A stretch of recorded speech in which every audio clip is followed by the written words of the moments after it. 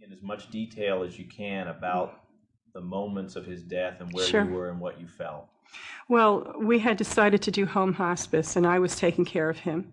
And 24 hours or so before he died, he woke up the morning of June 4th, 1996, and he just basically was in a partial coma. And I called everybody over, our whole medical team, and they said that he was in the active process of dying. So for the next 24 hours, I was just trying to make him comfortable. And and at one point, it was sometime during the night, and I couldn't sleep, and I just closed my eyes. I went into trance, and I asked God to show me where he was. I wanted to be with him. I just wanted to experience what he was going through. And what I saw, and I had no background on this, I had no knowledge of anything, I saw this tunnel, like a dark tunnel with a light at the end of it, and I saw his body going through it. And it was in a kind of black and white, surreal kind of scene. And I knew that I was saying goodbye to him, basically. There was also a guardian angel that was there. And when I woke up in the morning, this took me through the night into the morning. I was aware of this pounding, just a thumping and a pounding in our bed. I was laying in bed next to him. And to me, it seemed that it was like angel wings or something were right there, and the presence was so heavy.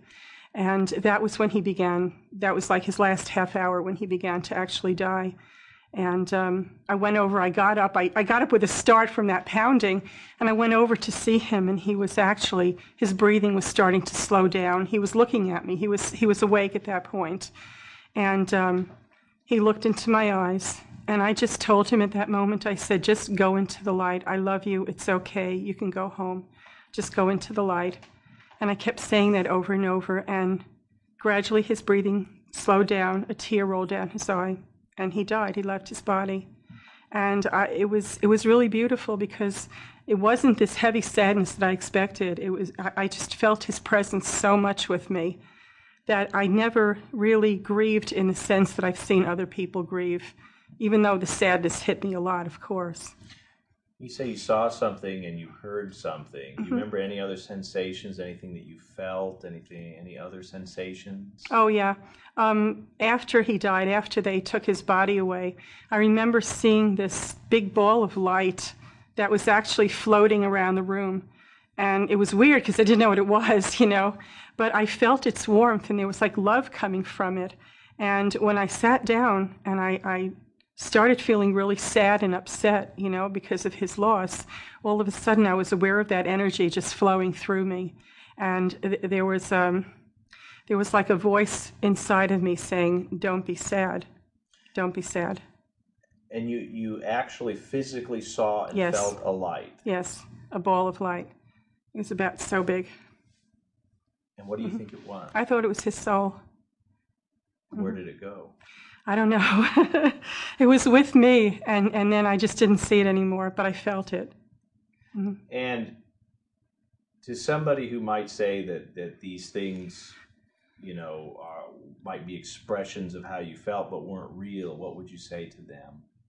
Well, I know what I saw and what I felt, and I know that my recovery from it, the grief recovery, was enormously better and easier than what people normally go through. So I don't think that came from nowhere.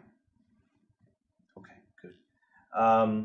Let's just touch just a little bit more on the hypnotherapy you've experienced with Dr. Goldberg since. Tell me about that. Okay, well, I came to see him for my weight, and I lost a lot of weight, about 65 pounds so far.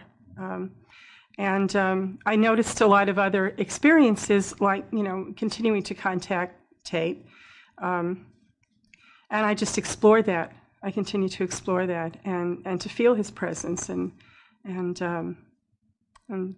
yeah. And when you're in touch with Tate now, can you describe that in sort of is that also something you see and hear and feel? Well, he comes to me now in dreams, and sometimes to my friends also. He also appears in hawk spirit. So many of my friends have told me they've seen a hawk and experienced synchronicities that relate a lot to Tate. a lot to him, like songs playing at the same time that were his songs and things like that, when the hawk appears.